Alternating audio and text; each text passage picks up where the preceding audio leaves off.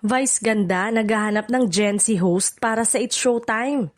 Sa isang panibagong interview, ibinahagi ni Vice Ganda ang plano niyang magdagdag ng isang Gen Z host sa noontime show na It's Showtime.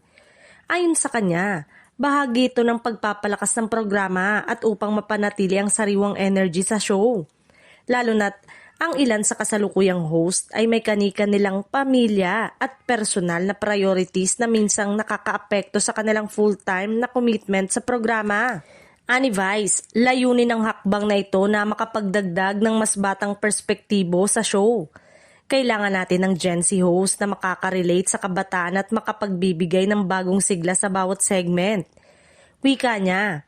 Nilinaw din ng komedyante na hindi ibig sabihin nito ay papalitan ang mga kasalukuyang host, kundi dagdag lang upang mas mabalance ang hosting team at mas mapanatili ang aliw sa palabas. Sa kabila ng mga pagbabago, nananatili si Vice Ganda bilang pangunahing host ng It's Showtime at patuloy na nagbibigay aliw sa mga manonood. Iginiit niya na ang pagdagdag ng Gen Z host ay hindi nakakaapekto sa role ng mga existing host. Bagkus ito ay isang hakbang upang ma-accommodate ang lahat ng mga priorities ng team.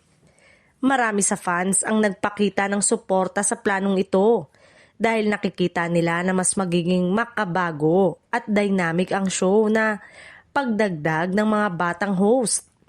Ayon kay Vice Ganda, isa sa mga mahalagang aspeto ng noontime show ay ang pagiging relatable sa lahat ng edad, kaya't mahalaga ang balanse sa hosting lineup. Sa ngayon, wala pang opisyal na pangalan ng napili bilang Gen Z host, ngunit ipinangako ni Vice Ganda na ipapaalam agad sa publiko kapag may final decision na. Isa itong malinaw na hakbang ng It's Showtime upang manatiling sariwa at relevant sa mas batang audience habang pinapangalagaan ang dynamics ng buong hosting team.